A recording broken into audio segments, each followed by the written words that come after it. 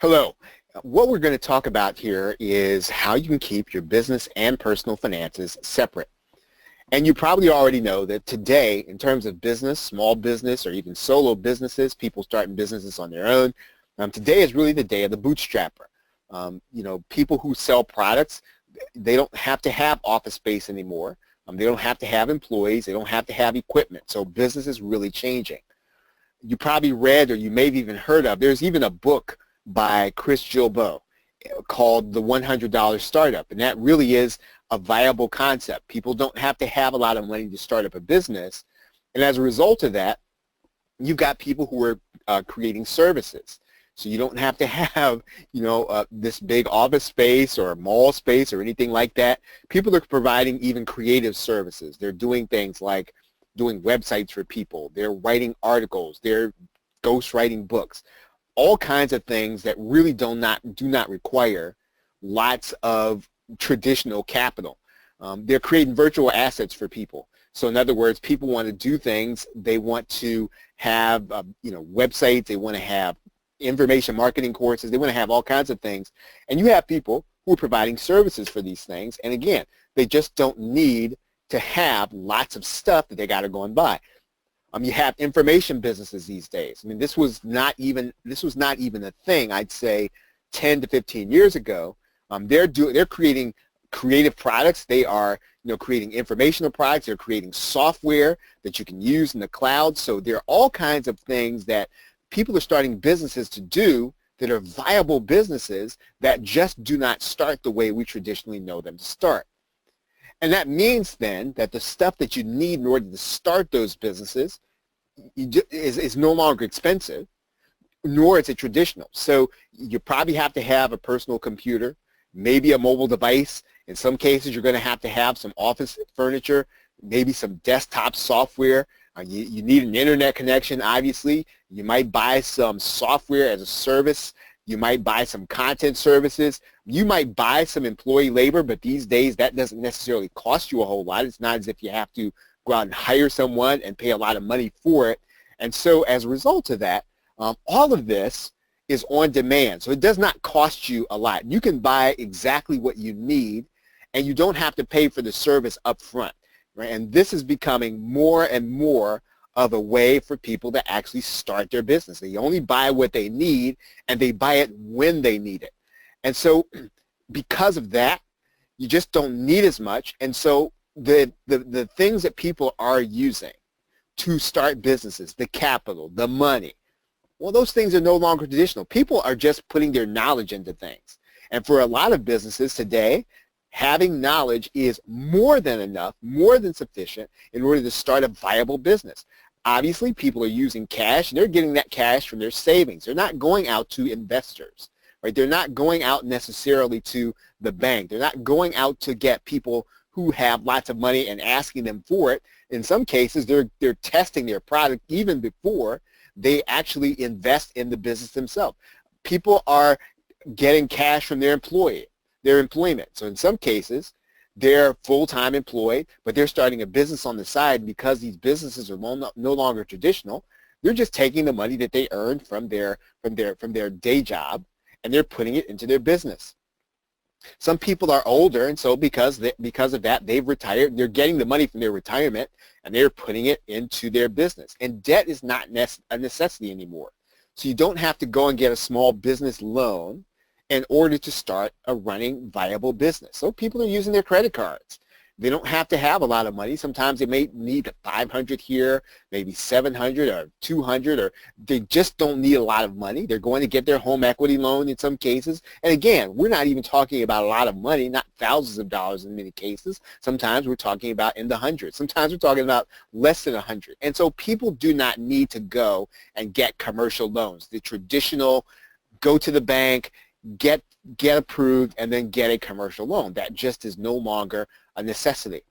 So what does that mean, right? What does that mean? Well, there isn't any real separation anymore for people who are bootstrapping their business between their personal and their business life. So in this case, when we talk about this, I want to make sure that I kind of define terms. When I use the term cash going forward, I mean money spent. So I'm not just talking about dollar bills. So your PayPal account, I would consider it to be cash going forward. I would consider debit cards and credit cards to be cash, and what I'm going to be talking about just in these next few minutes. So in other words, the cash into the business comes now from personal sources. So you don't have to have, again, we don't have to have investors. The cash that we make, right, typically that goes into accounts that's going to be used for business and personal. Typically, you'd have to, if you made your money at a particular place, that have to go into a business account.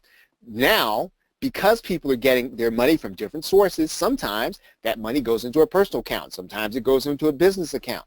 As a result of that, the cash out, right, goes to some business services, right, some business sources.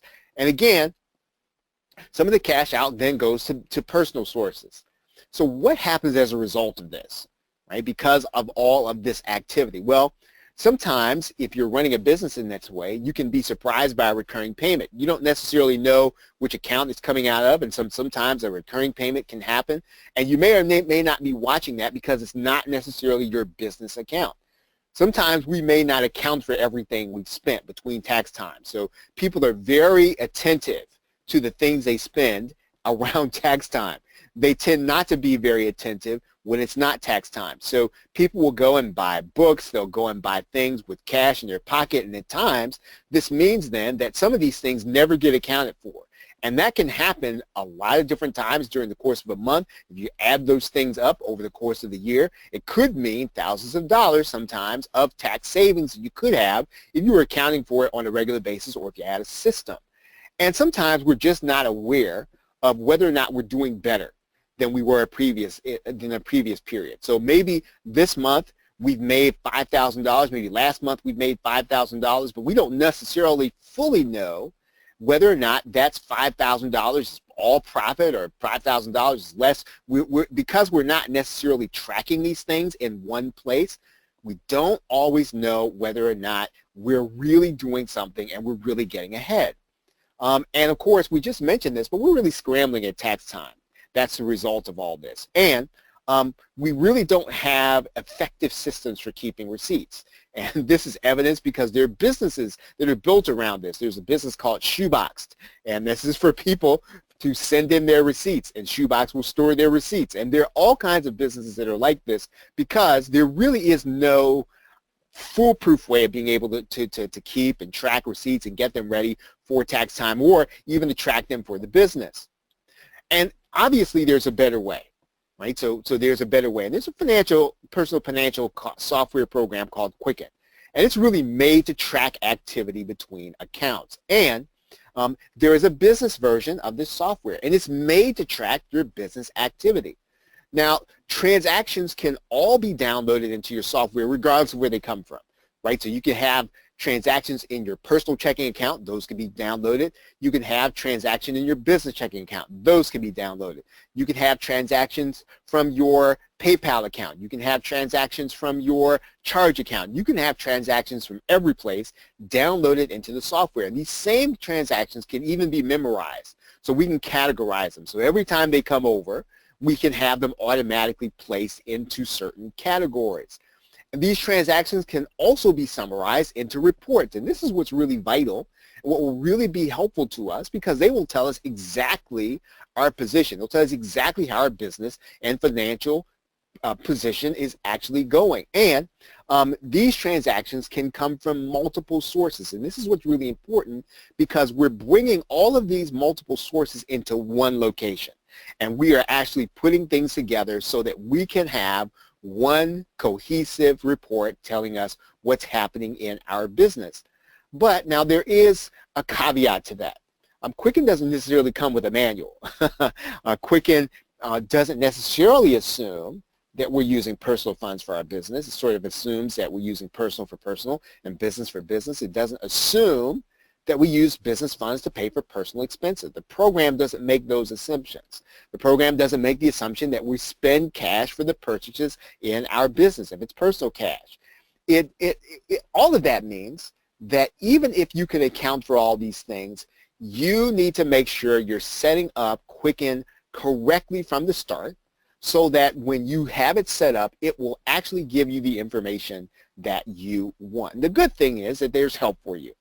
There is an entire video course showing you the basics of creating your own personal financial statements with Quicken. It'll show you how to separate your business and personal expenses. It'll show you how to track your receipts using your mobile device. It'll show you how to account for your PayPal transactions, which is how many business owners are getting started. It'll give you help if you have more than one checking account, your savings account, or PayPal account. Now, if you're interested in finding out more about a course that will show you how to use Quicken in this way for your business, all you've got to do is click the button right below here to find out more.